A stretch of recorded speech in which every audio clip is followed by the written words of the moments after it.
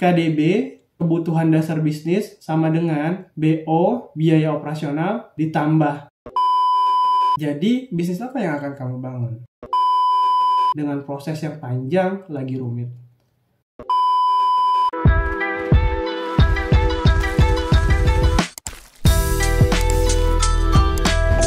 Bismillah, hai rekan-rekan semua, kembali lagi dalam video story yang berjudul Nekat Bisnis. Kali ini kita akan membahas materi memilih bisnis. Aksi nyata pertama yang kamu lakukan untuk mewujudkan bisnis ialah memilih bisnis. Kegiatan memilih bisnis adalah hal yang penting dilakukan, karena hidup ialah sebuah pilihan. Bisnis pun wajib memilih. Sebab bisnis adalah bagian dari kehidupan. Jadi, bisnis apa yang akan kamu bangun? Siap berkomitmen untuk merintisnya? Apakah potensi suksesnya sudah terukur? Pada pembahasan kali ini, kita akan menjawab pertanyaan-pertanyaan tersebut. Pada tahapan memilih bisnis, merupakan kegiatan yang akan menjadi seru sekali, karena terdapat percobaan dan kesalahan. Latihlah diri untuk berani menertawakan diri sendiri. Jaga emosi dan bongkar egomu yang berlawanan dengan kebaikanmu. Ego ialah konsep tentang diri sendiri, merupakan salah satu sumber biang masalah. Karena ego itu yang membuat seringkali pebisnis tidak objektif pilihannya. Pada video kali ini juga dibahas bagaimana cara menanggulangi kegagalan saat menetapkan sebuah bisnis. Tips dan trik dalam memilih bisnis, juga cara menganalisis dan membaca bisnis yang sudah ada dan tumbuh di sekitarmu. Silahkan ikuti sampai selesai, karena pembahasan kali ini akan dibahas secara ringan dan sederhana. Langsung saja kita masuk ke pembahasannya.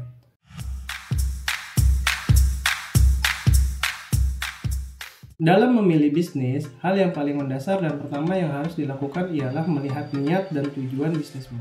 Penting menyelaraskan antara tujuan dan alasan bisnis, hingga menghasilkan pilihan bisnis yang sesuai. Memilih bisnis itu harus santai dan sadar, untuk meminimalisir hambatan di depan. Memang tidak mudah untuk menyelaraskan alasan dan niat bisnis yang menghasilkan pilihan bisnis.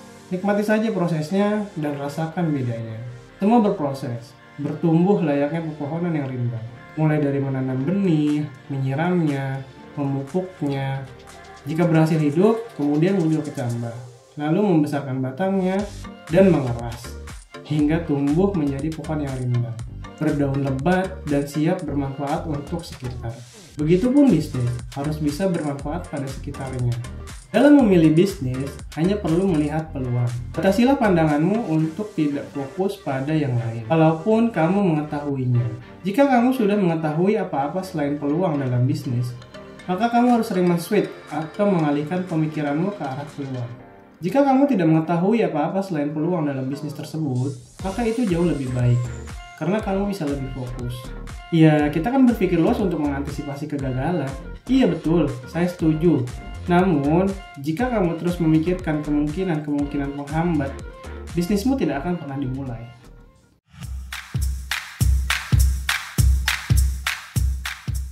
Mari kita selaraskan, bahwasanya ini adalah bisnis pertama yang dibangun. Dengan latar belakang keilmuan, baru lulus sekolah dan sudah habis kontrak kerja selama 3 tahun di bagian produksi. Mari memposisikan diri kita menjadi orang awam dalam memilih bisnis. Yang pertama sekali ialah lakukan survei dan ambil data dari bisnis yang ada di sekitarmu. Karena kamu sudah mempunyai niat bisnis saat sekolah, maka kegiatan riset tersebut telah dilakukan 3 tahun ke belakang. Jadi saat momen itu memberi kesempatan, maka data yang diperlukan telah siap. Dalam bisnis, menghemat waktu itu penting, karena jatah waktu itu sama rata semuanya, 24 jam dalam sehari. Namun, hasil yang didapatkan itu pasti sesuatu yang tidak sama dalam pandangan ekonomi dan kreativitas. Setiap orang mempunyai hasil yang berbeda pastinya. Buat list dari bisnis-bisnis tersebut yang sudah kamu dapatkan. Tulis semua, acak-acakan tidak mengapa. Mana yang lebih dahulu kamu ingat, tulis saja di baris paling atas. Kemudian, seleksi perbagian dari ide-ide yang keluar itu. Urutkan bisnis-bisnis yang potensial dan tidak potensial. Kemudian dari list bisnis yang potensial, pisahkan lagi. Pilih bisnis mana yang paling mudah untuk kamu jalankan, yang sumber dayanya kamu sudah tidak perlu memikirkannya lagi. Dalam memilih bisnis, kamu harus menggunakan kecerdasanmu. Silahkan gali-gali ilmu kembali. Buka kembali lembar catatanmu. Pikirkanlah dengan logika. Gunakan alat ukur yang baik dalam menilai pilihan bisnis yang ada. hingga menemukan bisnis pilihan yang objektif dan terukur kesuksesannya. Jika pada tahapan ini kamu merasa stuck atau mentok, maka saya menyarankan pilihlah bisnis yang selalu terngiang atau teringat terus di dalam pikiranmu, tanpa analisa, tanpa hal rumit lainnya. Putuskan saja secara spontan, langsung masuk saja ke bisnis tersebut. Menjadi patokan ialah uang dinginmu mampu membiayai bisnis tersebut. Jika tidak mampu, maka saya tidak menyarankannya. Mengapa saya menyarankan seperti itu? Karena inilah hidup, kadang tidak matematis. Hanya butuh mempertaruhkan modal bisnis yang ada untuk memenangkan pikiran. Dan poin-poinnya akan dijalankan pada pebisnis tersebut saat bisnisnya sudah jalan. Jika ada yang menanyakan, bisakah bisnis yang diputuskan spontan saja bisa berhasil sukses? Saya akan menjawab dengan pertanyaan juga. Apakah memilih bisnis dengan memperhitungkan matang-matang akan bisa berhasil sukses? Pastinya, kedua metode tersebut tidak mendapatkan jaminan tentang keberhasilan dan kesuksesan dalam berbisnis. Yang paling penting dan perlu dipertimbangkan dalam memilih bisnis menurut saya adalah pilihlah bisnismu yang sesuai dengan syariat agamamu. Saya Muslim, saya memberikan saran kepadamu yang juga Muslim. Jika kamu memilih untuk masuk di industri F&B, sederhananya industri pengolahan makanan, penting sekali untuk memperhatikan kehalalan dari produk yang kamu ciptakan. Pilihlah bahan baku yang sudah terdapat label halal MUI atau lembaga halal kredibel lainnya, agar kedepannya menjadi lebih mudah jika kamu ada kebutuhan sertifikasi halal. Begitupun pada bisnis-bisnis lainnya. Selalu ingat pada hal-hal yang disyariatkan oleh kepercayaanmu. Sebab kita ini makhluk sosial dan rata-rata orang di dunia ini beragama atau memeluk agama. Artinya, banyak sekali manusia yang bertuhan. Pelajari lebih jauh perihal semua aturan berbisnis yang sesuai dengan keyakinanmu. Yakinlah, pasti itu ada kebaikannya.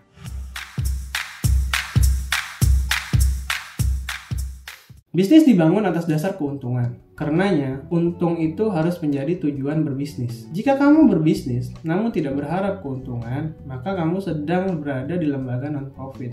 Penting sekali diperhatikan saat memilih bisnis yang akan dibangun dengan melihat potensi keuntungannya. Jika kiranya terlihat tidak menguntungkan, atau keuntungannya tidak dapat mencukupi kebutuhan, maka coret saja bisnis tersebut dalam daftar pilihan bisnismu. Sebab itu akan melelahkan ke depannya.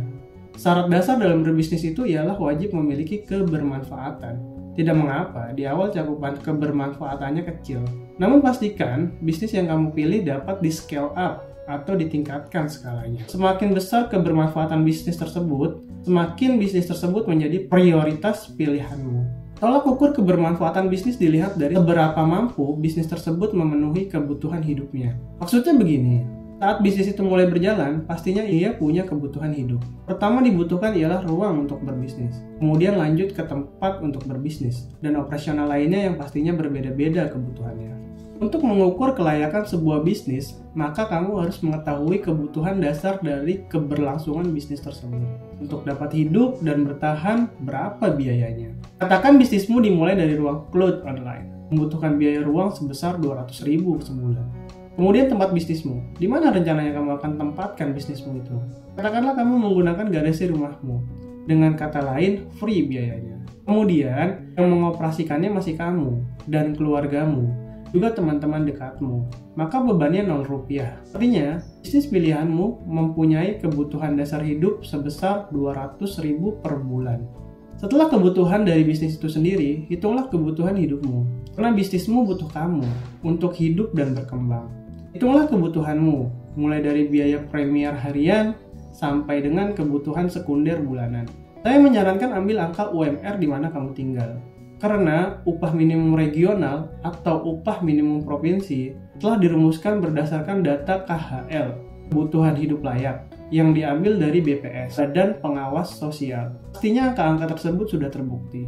Misal, di DKI Jakarta, UMP tahun 2023 ialah 4.900.000-an. Formulanya begini, KDB, kebutuhan dasar bisnis, sama dengan BO, biaya operasional, ditambah UMP, upah minimum provinsi, ditambah 10%. Hasilnya sebesar 5.600.000. Pilihlah dari listing bisnismu yang mampu menghasilkan paling tidak 50% dari hasil kebutuhan dasar bisnis tersebut. Walaupun idealnya ya 100% terpenuhi. Di awal merintis bisnis, tidak ideal tidak mengapa. Ibarat bayi lahir tidak mengenakan apa-apa. Setelah lahir, hadir juga rezekinya. Begitu juga bisnis.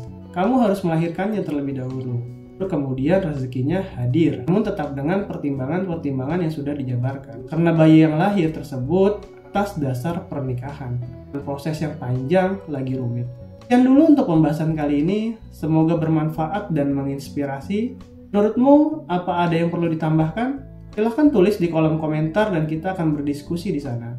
Saya Habib Muazim, sampai jumpa kembali dalam cerita selanjutnya.